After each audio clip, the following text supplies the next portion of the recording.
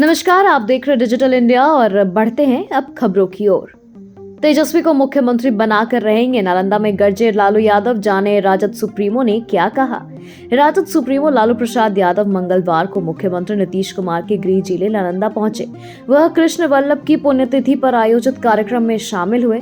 इस दौरान उन्होंने तेजस्वी यादव को मुख्यमंत्री बनाने का संकल्प दोहराया और समर्थकों से अपील की कि बिहार में राजद की सरकार बनाने के लिए एकजुट हो।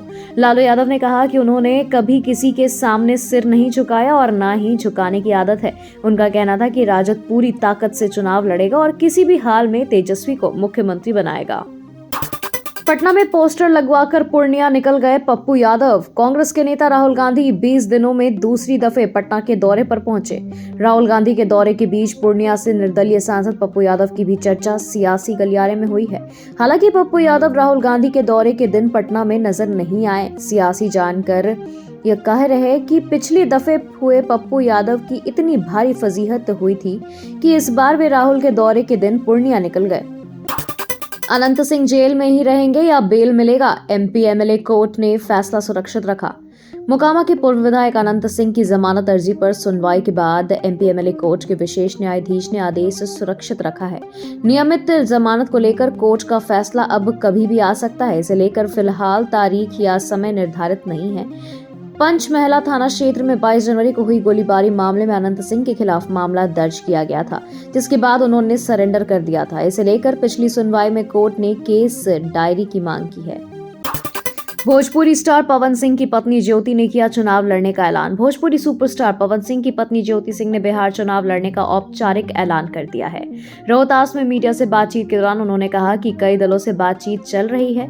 अभी समय की सीमा के कारण पटना नहीं जा पा रही हूं, लेकिन जैसे ही किसी पार्टी की अंतिम मीटिंग होगी मैं अपनी विधानसभा सीट का ऐलान कर दूंगी। ज्योति ने साफ किया कि अगर किसी पार्टी से निकल नहीं मिल रहा तो निर्दलीय प्रत्याशी के तौर पर भी चुनाव लड़ सकती है। सरकार को अपनी बेजा नसीहत न दे, नेता प्रतिपक्ष भाजपा ने आरजेडी पर किया जोरदार पलटवार।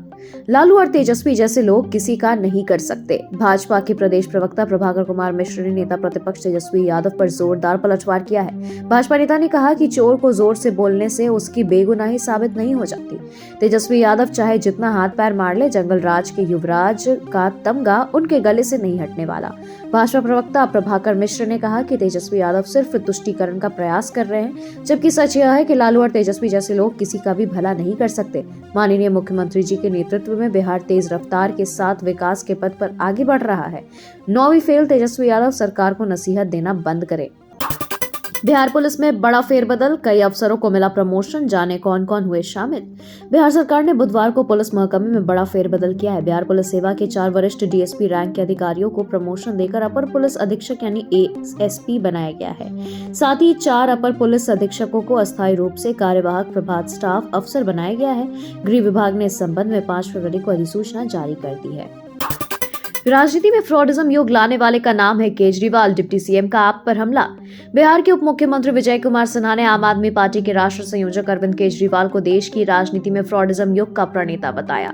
पटना में पत्रकारों से चर्चा करते हुए भाजपा नेता सिन्हा ने कहा कि देश की राजनीति में अगर फ्रॉडिज्म युग कोई लाया है तो उसका नाम अरविंद केजरीवाल है। उप मुख्यमंत्री ने कहा कि आम आदमी पार्टी के नेता को न तो संविधान में विश्वास है और न ही वे संवैधानिक संस्थाओं का सम्मान करते हैं। वह जब चुनाव जीतेंगे तो आप अहंकार में अपने यश की गाथा गाएंगे और जब हारेंगे तो संवैधानिक संस्थाओं को कलंकित और बदनाम करेंगे। बिहार के शिक्षा विभाग ने सभी डीएम को दिया ये सख्त निर्देश। बिहार के शिक्षा विभाग ने ई शिक्षा कोष के जरिए छात्रों की जानकारी को ऑनलाइन दर्ज किया था, लेकिन अब पोर्टल पर गंभीर गड़बड़ियां सामने आई हैं, जिनमें 2500 बच्चों के माता पिता के नाम एक ही दर्ज हो गए हैं। ई शिक्षा पोर्टल पर 4.5 लाख छात्रों के बैंक खाते 1 से अधिक छात्रों के नाम से जोड़े गए हैं। इसके अलावा 5.26 लाख छात्रों की जन्मतिथि भी उनकी कक्षा के अनुरूप गलत पाई गई है, जिससे विभाग के अधिकारियों में चिंता का माहौल है। शिक्षा विभाग ने सभी डीएम को सख्त निर्देश दिए कि वे 3 दिन के अंदर इन त्रुटियों को सुधारें। राहुल गांधी भूल गए स्वतंत्रता सेनानी का नाम, देखिए वीडियो, फिर भीड़ से क्या आई आवाज। राहुल गांधी बुधवार को पटना में फिर से एक बड़ी भूल कर बैठे। दरअसल राहुल गांधी पटना के श्री कृष्ण मेमोरियल हॉल में स्वतंत्रता सेनानी जगलाल चौधरी की जयंती के अवसर पर पटना आए हुए थे। अपने भाषण देने के क्रम में राहुल गांधी स्वतंत्रता सेनानी जगलाल चौधरी की जगह जगत लाल चौधरी बोल रहे थे। 2 बार तक तो उनको सुनने आई भीड़ इसको नजरअंदाज की, लेकिन जब वे तीसरी बार भी जगत लाल चौधरी बोले तो उनको सुनने आई भीड़ ने आवाज लगाकर कहा, जगत लाल चौधरी नहीं, जगलाल चौधरी नाम है उनका। भीड़ की आवाज के बाद राहुल गांधी ने अपनी गलती सुधारी और कहा सॉरी।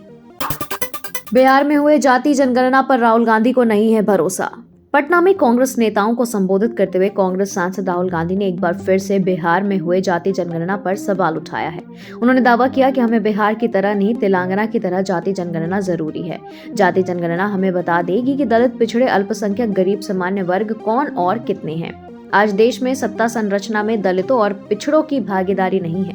दलितों को प्रतिनिधित्व दिया गया, लेकिन सत्ता संरचना में भागीदारी नहीं होने के कारण इसका कोई मतलब नहीं है। बीजेपी पर तंज करते हुए राहुल गांधी ने कहा कि वो दलितों को टिकट दे देते हैं, लेकिन अधिकार नहीं देते। इंटर की परीक्षा में जूता मोजा पहनकर आने पर रोक। बिहार में 12वीं की परीक्षा चल रही है। परीक्षार्थियों की भीड़ विभिन्न परीक्षा केंद्रों पर नजर आ रही। पारदर्शी परीक्षा के लिए परीक्षा सेंटर के अंदर काफी सख्ती बरती जा रही है। इसके अलावा देर से परीक्षा केंद्र पर पहुंचने वाले छात्रों को एंट्री भी नहीं दी जा रही। अब बीएसईबी ने नया फरमान जारी किया है। इस नए फरमान के तहत परीक्षार्थियों से कहा गया है कि वो परीक्षा केंद्रों पर जूता मोजा पहनकर न आए। नाम है परी और काम है रेल यात्रियों की मदद करना। देश में पहली बार पटना जंक्शन पर रोबोट। पटना जंक्शन पर देश में पहली बार यात्रियों की सहायता के लिए रोबोट लगाया गया है। इसकी तैयारियां दानापुर रेल मंडल प्रशासन की ओर से लगभग पूरी है। जल्द ही ट्रायल के तौर पर पटना जंक्शन के प्लेटफॉर्म संख्या 1 पर इसे लगाया जाएगा। जंक्शन पर लगने वाला रोबोट महिला की शक्ल में होगी। इसे परी नाम दिया गया है। इस रोबोट में विशेष और असक्षर यात्रियों का फायदा होगा। इसके अलावा पठत काउंटर के विकल्प के तौर पर भी रोबोट काम करेगा। बजट में बिहार को मिला सौगात तो चिराग हुए गदगद, बोले 8 गुना ज्यादा मिला, थैंक्स पीएम। लोजपा आर के राष्ट्रीय अध्यक्ष व केंद्रीय मंत्री चिराग पासवान ने कहा कि केंद्र बजट में बिहार में रेलवे के वास्तरीकरण के लिए लगभग 10,000 करोड़ रुपए की राशि आवंटित की गई है। यह वर्ष 2009 से 14 में आवंटित बजट की तुलना में लगभग 8 गुनी ज्यादा है। उन्होंने मंगलवार को अपने एक्स पे पोस्ट कर लिखा कि इस धनराशि से बिहार में रेल के क्षेत्र में विकास कार्यों को अभूतपूर्व गति मिलेगी और कनेक्टिविटी का विस्तार होगा। बिहार विधानसभा में इस दिन से शुरू होगा बजट सत्र। कैबिनेट बैठक में मिली मंजूरी। प्रदेश के एनडीए सरकार का 2025 से 26 का बजट सत्र 28 फरवरी से 28 मार्च तक चलेगा। मुख्यमंत्री नीतीश कुमार की अध्यक्षता में मंगलवार को हुई राज्य मंत्रिमंडल की बैठक में इस प्रस्ताव को स्वीकृति दी गई है। सूत्रों ने बताया कि बजट सत्र के दौरान 21 बैठक होने की संभावना है। बजट सत्र के पहले दिन राज्यपाल आरिफ मोहम्मद खान दोनों सदनों के सदस्यों के संयुक्त सत्र को संबोधित करेंगे। नीतीश सरकार ने 4,000 रुपए बढ़ाया मानदेय, 77,000 अफसरों को मिलेगा फायदा। सरकार ने मतदाता सूची तैयार करने में बड़ी भूमिका निभाने वाले बूथ लेवल अफसर के पारिश्रमिक और मानदेय में 4,000 रुपए की वृद्धि कर दी है। प्रस्ताव को मंत्रिमंडल ने भी स्वीकृति दी है। करीब 77,000 से अधिक बीएलओ इसे लाभान्वित होंगे। कैबिनेट के अपर मुख्य सचिव डॉक्टर सिद्धार्थ ने बताया कि बीएलओ को 1 अप्रैल 2025 के प्रभाव से प्रति बीएलओ 6,000 मानदेय को बढ़ाकर 9,000 प्रति वर्ष कर दिया गया है। साथ ही मतदाता सूची के पुनरीक्षण के दौरान घरों के भ्रमण पर 1,000 प्रति वर्ष दिया जाएगा।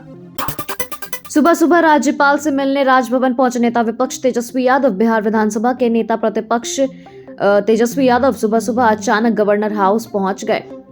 तेजस्वी के सुबह सुबह राजभवन जाने से सियासी हलचल तेज हो गई। इसको लेकर तरह तरह की कयास भी लगाए जा रहे हैं कि क्या कुछ बड़ा खेल करने वाले हैं या फिर महज एक औपचारिक मुलाकात है। राजद सूत्रों का कहना है कि जिस तरह से बिहार में पिछले कुछ दिनों से आपराधिक घटनाओं में इजाफा हुआ है, इस मुद्दे को लेकर बिहार के नेता विपक्ष राज्यपाल से मुलाकात करने गए हैं।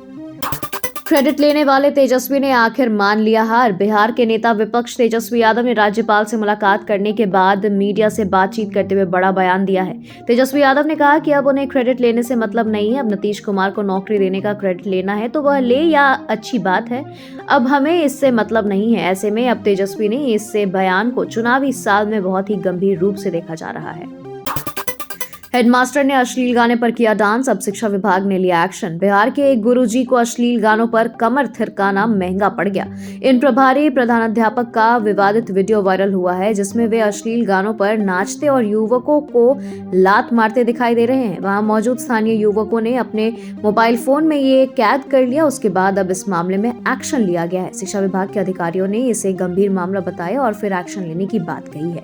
बसंत पंचमी पर प्रभारी प्रधानाध्यापक गजाधर रजक स्कूल परिसर में स्थापित प्रतिमा के सामने अश्लील भोजपुरी गाने पर झूमते नजर आए हैं। जानकारी के मुताबिक जिला शिक्षा पदाधिकारी के कार्यालय से शिक्षक को निलंबित कर दिया गया है। महाकुंभ की भीड़ से नहीं होगी परेशानी, रेलवे ने पटना दानापुर से चलाई स्पेशल ट्रेनें। महाकुंभ में उमड़ने वाले लाखों श्रद्धालुओं की भीड़ को संभालने के लिए रेलवे ने कमर कस ली है। प्रयागराज जाने वाले यात्रियों की भारी संख्या को देखते हुए पूर्व मध्य रेलवे ने 8 जोड़ी स्पेशल ट्रेनें चलाने का निर्णय लिया है। इन ट्रेनों के माध्यम से यात्रियों को महाकुंभ में पहुंचने में आसानी होगी और उन्हें भीड़ भाड़ से भी राहत मिलेगी। रेलवे का यह कदम श्रद्धालुओं को एक आरामदायक और सुविधाजनक यात्रा का अनुभव प्रदान करेगा।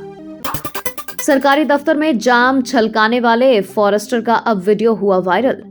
बिहार में यह अक्सर सुनने को मिलता है कि कुछ अधिकारी की बातें भी सामने आती हैं जो यह कहते हैं कि उन्हें प्रशासन से भी डर नहीं है। अब एक ऐसा ही मामला जमुई से सामने आया है, जहां एक फॉरेस्टर फोन पर पैसे की लेन देन की बात कर रहे हैं। दरअसल जमुई के झाझा प्रखंड स्थित नई डैम पक्षी अभ्यारण्य में तैनात फॉरेस्टर अनीश कुमार पर कई गंभीर आरोप लगे हैं। इस वायरल ऑडियो क्लिप में फॉरेस्टर अनीश कुमार अपने सहकर्मियों के साथ अभद्र भाषण का इस्तेमाल करते और धमकी देते हुए सुनाई दे रहे हैं। ऑडियो में वे कहते हैं कि मैं फॉरेस्टर अनीश कुमार हूं, मेरा कोई कुछ नहीं बिगाड़ सकता।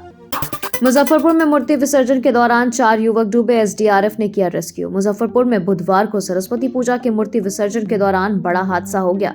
अहियापुर थाना क्षेत्र के संगम घाट पर विसर्जन के दौरान बूढ़ी गंडक नदी में 4 युवक डूब गए। घटना के बाद मौके पर अफरा तफरी मच गई। स्थानीय लोगों ने तुरंत पुलिस को सूचना दी, जिसके बाद एसडीआरएफ की टीम ने मौके पर पहुंचकर सभी को सुरक्षित बाहर निकाल लिया। बताया जा रहा है कि एक निजी स्कूल के छात्र बड़ी संख्या में मूर्ति विसर्जन के लिए पहुंचे थे। करीब 10 छात्र मूर्ति के साथ पानी में उतरे, जिनमें से 6 सुरक्षित बाहर आ गए। मुंगेर में जहां बनना है रिंग रोड, वहां पहुंचे सीएम नीतीश, इलाके का किया निरीक्षण। प्रगति यात्रा के चौथे चरण के तहत सीएम नीतीश कुमार बुधवार को मुंगेर पहुंचे, जहां उन्होंने जिले के सदर प्रखंड के चौरान गांव में 438.51 करोड़ रुपए की कुल 160 योजनाओं का रिमोट के माध्यम से उद्घाटन और शिलान्यास किया। इसमें 148.40 करोड़ रुपए के 73 योजनाओं का उद्घाटन और 290.12 करोड़ रुपए की 87 योजनाओं का शिलान्यास शामिल है। इस दौरान सीएम ने मुंगेर में प्रस्तावित रिंग रोड का भी निरीक्षण किया। यात्रा के क्रम में सीएम जिले के तारापुर प्रखंड पहुंचे, जहां उन्होंने वंशीपुर गांव में प्रस्तावित रिंग रोड का निरीक्षण किया। इस तरीके से बीपीएससी शिक्षक जमा करे संपत्ति का ब्यौरा, नहीं तो वेतन पर लग जाएगी रोक। बिहार में बीपीएससी शिक्षकों के लिए आए दिन नए नए निर्देश सामने आ रहे हैं। इसी क्रम में अब एक और निर्देश सामने आया है। दरअसल इन शिक्षकों को संपत्ति का ब्यौरा शीघ्र जमा करने का निर्देश दिया गया है। सिवान के दरौंदा प्रखंड के 25 विद्यालयों में कार्यरत बीपीएससी शिक्षकों को संपत्ति का ब्यौरा शीघ्र जमा करने का निर्देश बीईओ चंद्रभान सिंह ने दिया है।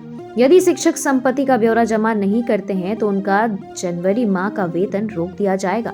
बता दें कि शिक्षा विभाग बीपीएससी शिक्षकों की लापरवाही पर सख्त हो गया है।